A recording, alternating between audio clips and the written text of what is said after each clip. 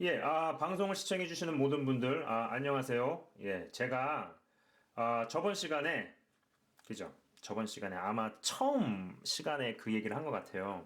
그러니까 국가로부터 권세를 위임받아서, 부여받았어도, 그죠? 부여받아서, 뭐, 경찰이 됐든, 뭐, 검사가 됐든, 그 외 뭐가 됐든지 간에, 권세를 부여받아가지고 위임을 받아서 경찰이 됐든 권세가 되었어도 막상 지력, 체력, 근력이 약하면 악인에게 당할 수 있다.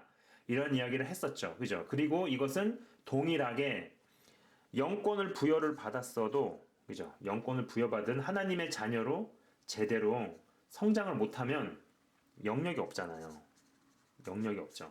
영역이 없기에 부여받은 영권을 제대로 사용하기는커녕 대적에게 당하든지 아니면 사고만 친다는 맥락에서 이야기를 했었습니다. 그죠? 그래서 영권과 영역이 있는데 영권이 먼저냐, 영권이 먼저다라는 시각에서 그리고 또 영역이 먼저다라는 시각에서 지금까지 이야기를 했었죠. 그죠?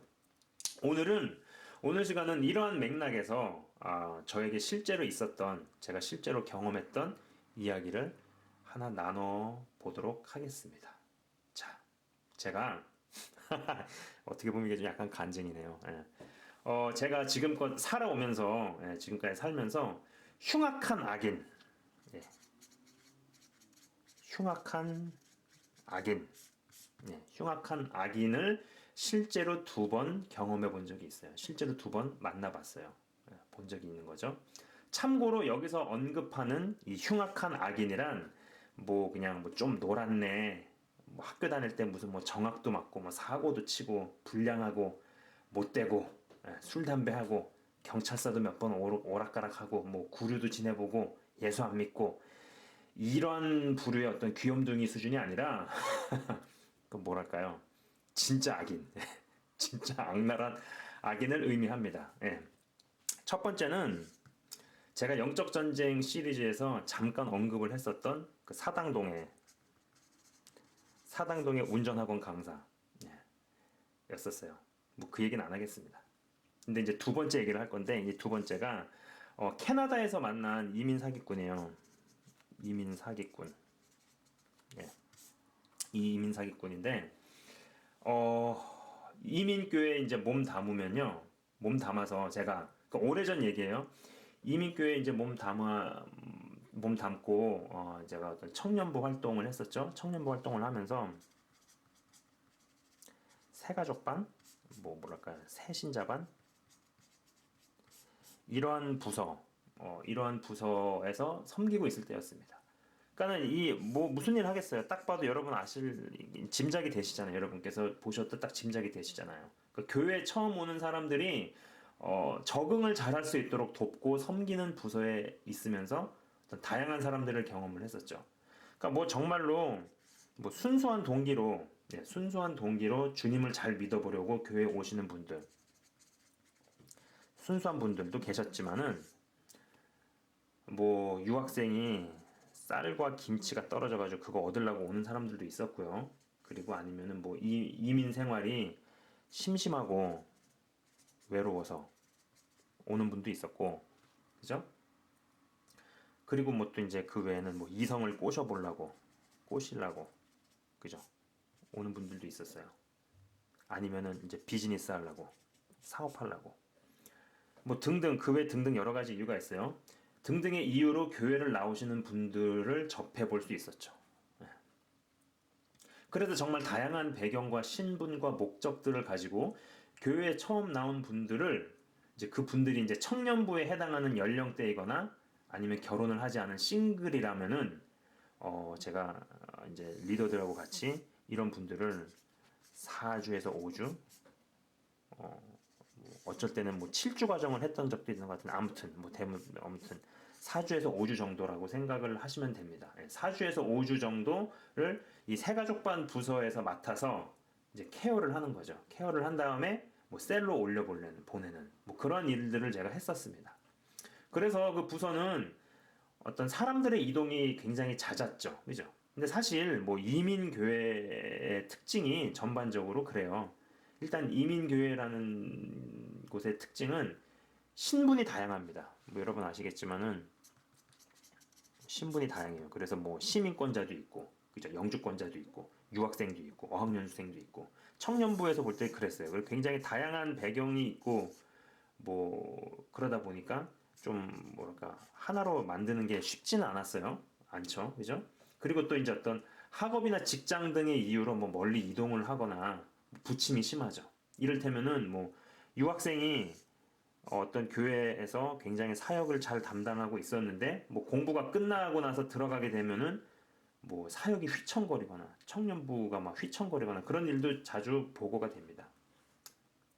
뭐 이민교회는 그래서 한국에 있는 토종 교회와는 뭐 영성이 많이 다르다 뭐 이렇게 얘기도 하고 했는데 요새는 그러한 차이도 점점 없어지고 평준화되고 있다라는 생각을 해봅니다. 개인적인 저의 생각이에요.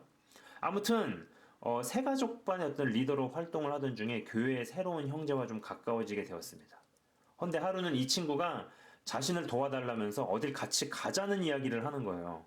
이유인즉슨 자신이 이제 이민 사기를 당해서 예, 이민 사기를 당한 거예요. 이민 사기를 당해서 사기친 놈을 찾다 찾다 못 찾아서 이제 포기하고 있던 중에 아주 우연히 정말 말도 안 되게 우연한 기회로 이 사기꾼이 사기친 놈이 어디 있는지 알게 되었다고 하면서 어, 그놈이 지금은 이제 학원을 차려놓고 한국에서 조기 유학을 또 오려는 중고등학생들 대상으로 뭐 크레딧 장사를 하고 있는데 그게 뭐냐면은요, 그러니까는 뭐 한국하고 교과 과정하고 캐나다 교과 과정이 약간 좀 다를 거 아니에요. 그러면 한국에서 내가 이만큼을 뭐 공부했고 하면 이게 인정을 받아야 되잖아요. 또 인정을 못 받으면 여기 캐나다에서 뭘 또 들어야 되고 이제 이런 일들을 하는 거죠. 그걸 이제 크레딧이라 그러는데 학위를 이수하고 뭐 어디까지 인정이 되고 이제 이런 부분 가지고 이제 장사를 하고 있는데 이 놈이 혼자 있을 때 가서 이제 자기는 호통을 치고 따지면서 떼인 돈을 받을 테니까 만약의 경우를 대비해서 자신과 같이 그곳에 가달라 뭐 이런 부탁을 한 거였어요. 근데 이 동생이 태권도 사범이었거든요. 태권도 4단 이상의 실력이 있었기에 캐나다에서도 물론 이제 태권도 사범으로 생활을 했고 또 이제 이 태권도 사범이라는 경험을 살려서 이제 이민을 수속하려 하던 중에 사기를 당한 겁니다. 예, 사기를 당한 거예요. 근데 이제 태권도 사범까지 했지만 만약에 무슨 일이 생길지 본인도 좀 무서웠나 봅니다. 그래서 제게 부탁을 하고 저는 뭐 그 크레딧 학원에 같이 가게 되었습니다. 그 학원에 같이 가서 그 사기꾼을 처음 딱 접한 인상은 야 사기 안 치게 생겼다 였습니다. 진짜 사기꾼은 사기 안 치게 생겼구나 라는 것이었죠. 키가 굉장히 컸던 것으로 기억을 합니다. 사무실에 들어가서 이제 셋이 의자에 앉아가지고 이제 사무실에 들어가면 테이블이 있을 거 아니에요. 테이블이 있는데 이 사기꾼이 여기 앉았었나 그랬고 그다음에 그 이제 태권도 사범이었다는 그 동생이 여기 앉았었고 제가 한 이쯤에 앉았었나 약간 그랬어요. 어 이제 의자 앉은 다음에 이 동생은 막 따지기 시작을 하는 거예요. 돈 그게 그때 당시 몇천 불이었던 걸로 기억을 하는데 정확한 액수는 제가 기억이 안 나요. 이 돈을 내놓으라고. 그러니까 당신이 약속한 대로 되지 않으면 착수금을 반납하겠다고 하지 않았느냐고 하면서 이제 해당 서류를 보여주고. 근데 이 사기꾼요 정말 눈 하나 까딱하지도 않았습니다. 계속 그 동생이 따지다가 막 윽박지르다가 이제 결국에는 막 입에서 육두문자도 나오고 쌍욕도 나오고 막 소리도 지르고 했는데 이 사기꾼은 정말 흔들림이 없었어요. 요지부동이었죠. 그러던 중에 이제 어느 시점에 이 사기꾼이 저를 한번 딱 쳐다보는 거예요. 쳐다보면서 당신은 이 사람하고 무슨 관계냐고 딱 묻더라고요. 근데 저는 그때 대답을 하지 않았어요. 아무 말도 하지 않았어요. 근데 바로 그때 제 다리가 후들거리더라고요. 후들후들후들후들 막 이렇게 부르르르 떨리듯이 후들거리기 시작했습니다. 겉으로 티는 내지 않았지만 제 의지와 상관없이 후들거리는 다리 때문에 속으로 정말 당황스러웠죠. 그러면서 제가 딱 깨달았어요. 그때 깨달은 거는 첫째 이 사기꾼 깨달은 거 1번 이 사람은 지금 우리를 비웃고 있다. 2번 이 사람에게서 돈을 받아내려면 국가에서 부여한 권세를 등에 업고 검사 대 피의자로 만나든지 아니면은 이 사기꾼보다 10배, 100배는 악한 악인이 되어야겠구나. 예. 이 사람보다 10배, 100배나 악한 악인이 되어서 이 사람을 납치, 감금, 폭행 등등을 하던지 이 둘 중에 하나가 아니면은 이 사람에서 돈 받아내는 이 둘 중에 하나가 돼야지 이 사람한테 돈을 받아내겠구나라는 생각을 본능적으로 했어요, 그때. 자, 히브리서 12장 15절. 네, 히브리서 12장 15절 한번 찾아보시면 될 것 같아요. 예.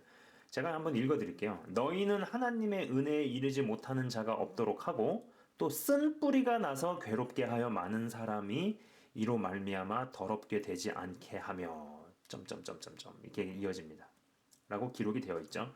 전 이 구절을 읽을 때마다 히브리서 12장 15절을 읽을 때마다 하곤 했던 생각이 뭐냐면은 왜 쓴뿌리가 있으면은 쓴뿌리가 났으면 뿌리를 뽑을 생각을 해야지. 예, 뽑을 생각을 해야지. 왜 이 뿌리로 인해서 더러워짐을 면하고 피할 생각을 하라는 건가? 왜 면하고 피할 생각. 예, 그 구절을 읽을 때마다 뿌리가 있으면 뽑아버리면 되는 거 아니에요? 그잖아요. 뿌리가 자꾸 사람을 괴롭히고 엿을 매기면 뿌리를 그냥 뽑아버리면 되는 거지. 왜 뿌리를 내비둔 상태에서 그 뿌리로부터 더러움이 미치는 것으로부터 피하고 그걸 면할 생각을 하라는 건가? 그런 생각을 많이 했었거든요. 자, 뿌리가 더럽게 합니다. 뿌리가 더럽게 한단 말이에요. 그러면은 성경 말씀은 너네 더러워지지 마. 이거 아니에요. 이게 성경 말씀이고 제 생각은 야이씨 뿌리가 사람을 괴롭혀? 뿌리가 나를 더럽혀? 뿌리가 나를 힘들게 해? 뿌리가 나서 엿을 매겨? 야 그러면은 그 뿌리 뽑아버리자. 이게 제 생각이었어요. 네. 여러분 무슨 얘기인지 아시겠죠? 잘 따라오고 계시죠? 제가 예전 방송에서도 잠깐 언급을 했지만 고단수의 악인 이 고단수의 악인으로 점점 가면 갈수록 그들의 직업이 정치인, 자선가 아니면 사업가 그들의 명함은 이렇습니다. 결코 무슨 사기꾼 아니면 뭐 강간범 아니면은 뭐 청부업자 이렇지 않다라는 거야. 고단수의 악인에게서 나타나는 정말 중요한 특징은요. 크나큰 악을 행하는 과정 중에 선을 많이 행한다라는 겁니다. 자, 굉장히 큰 액수를 사기를 치는 사람일수록 몇 년간에 걸쳐서 신용과 신뢰를 쌓죠. 예, 마약왕의 거목이 되면 될수록 기부를 많이 합니다. 예, 마약으로 유럽의 청년들 수백만 명 망가뜨려 놓고 버는 돈으로 고아원과 학교를 세워준다고 생각을 해보세요. 헌데 그 학교에서 우수한 인재가 배출이 되는 거야. 우수한 인재가 배출이 되고 뭐 그 고아원이 어린애들을 실제로 많이 살려낸다라고 한번 생각을 해보세요. 그러면 여러분 생각하실 때 이 고아원과 학교는 폐쇄시켜야 될까요? 아니면 내비둬야 될까요? 여러분 어떻게 생각하세요? 폐쇄시켜야 됩니까? 아니면 그냥 냅둬야 될까요? 예. 선뜻 답이 안 나오죠. 근데 이런 케이스가 현실 세계에서 실제로 접하면 지금보다 더 복잡합니다. 예. 자, 크나큰 악을 행하는 과정에서 선을 많이 행한다. 이 얘기는 뭐냐면은 결국 크나큰 악을 제거하려면 그런 제거하는 과정 중에서 제거하기 위해서는 좋은 것들도 어느 정도 찍어내야 된다는 얘기죠. 네, 다시 한번 중요한 얘기예요 이거. 굉장히 뿌리 깊은 악을 크나큰 악을 행하는 과정 중에서 선을 행한단 말이에요. 아까 말씀드린 대로 진짜 고단수의 악인들은 이런 명함이 아니라니까요. 위의 명함이에요. 정치인, 자선가, 사업가예요. 딱 봐가지고 알기 어려워요. 그래서 크나큰 악은 해가는 과정에서 뿌리 깊은 악으로 자라기까지 그 과정 중에 선을 많이 행했다는 얘기죠. 이 얘기는 그러한 악을 뿌리를 뽑기 위해서는 어느 정도 혹은 어느 정도 이상의 선을 찍어내야 된다는 얘기예요. 전 이러한 것이 원수가 몰래 와서 가라지를 뿌린 것을 알고 천사들이 뽑으려 했을 때 예수님께서 야야야야 데이비도 심판 때까지 놔둬라 라고 하신 맥락과 동일하다라고 봅니다. 현실 세계에서 진짜 악랄한데 지혜까지 있는 악인을 만나보면 그들을 법의 심판을 받게 만들어서 정의를 실현시키는 것은 고사하고 자신의 주변에서 쫓아내기만 해도 대단한 실력이고 만만치 않다는 것을 실감하게 되죠. 그런데 답답한 사람들은 정작 자신의 깜냥을 몰라요. 그리고 이제 그러한 이들을 만나면은 뭐 법의 심판을 받게 만들 수 있는 것처럼 쉽게 이야기를 하죠. 그런데 급수가 높은 악인들은 생각처럼 그렇게 간단하지 않다라는 거죠. 자, 아까 이야기를 쭉 했던 그 이민 사기꾼 얘기를 좀 더 해보도록 하겠습니다. 결국 그날 아무 소득 없이 저와 그 태권도 사범 동생은 그냥 돌아왔어요. 그리고 그 사기꾼은 결국 미국으로 도망을 갑니다. 미국에 건너가서 그곳에서도 여러 건을 해 먹었죠. 여러 건을 해 처먹고 또 이제 그 다음에 한국으로 들어와가지고 있던 중에 한국에서 일산에서 잡혔다는 기사를 신문으로 제가 본 적이 있어요. 자, 이제 결론적으로 한번 이야기를 해봅시다. 하나님의 자녀로 거듭나면 누구에게나 영권이 주어집니다. 그죠? 하나님의 자녀로 거듭나서 영체가 새롭게 태어나면은 그 순간부로 하나님의 자녀된 권세를 받는 거죠. 하나님의 자녀가 되는 거죠. 하지만 부여받은 하나님의 자녀가 되는 그 권세, 그 영권을 제대로 행사하려면, 제대로 쓰기 위해서는 영역이 제대로 뒷받침되어야 한다는 것을 잊지 마시고 부디 에베소서 4장에 나오는 표현처럼 그리스도 잠깐만 에베소서 에베소서 4장에 나오는 제가 절은 빼먹었습니다. 근데 에베소서 4장에 나오는 표현처럼 그리스도의 장성한 분량에 이르기까지 온전히 성장해 나가시길 진심으로 바라봅니다. 구원은 은혜로 얻는 것보다 지키는 게 더 쉽지 않다라는 거죠. 영체가 태어나는 것도 귀한 일이지만 어떤 면에선 영체가 바르게 성장하는 게 더 어려운 일이 될 수 있다라는 거예요. 그러한 과정 중에서 악한 영의 사단이 믿음을 빼앗기 위해서 얼마나 많은 일들을 벌리나요? 또 얼마나 많은 과정들을 겪게 되죠. 그죠? 근데 그런 것이 한편으로는 공격이 될 수도 있지만 한편으로는 그러한 과정 중에서 하나님께서 이 사람을 달아보기도 하고 흔들어 보시기도 하고 흔들림을 허용도 하시고 또 테스트도 해보시죠. 근데 그런 것들이 굉장히 그 사람한테 사실 축복이죠. 귀한 거 그냥 받으면요 귀한 줄 몰라요. 그리고 귀한 거 그냥 부여받으면 제대로 활용하기 어렵습니다. 아울러서 그리스도의 장성한 분량까지 다 이루시는 한 분 한 분 다 되시기를 진심으로 바라봅니다. 시청해 주셔서 감사합니다.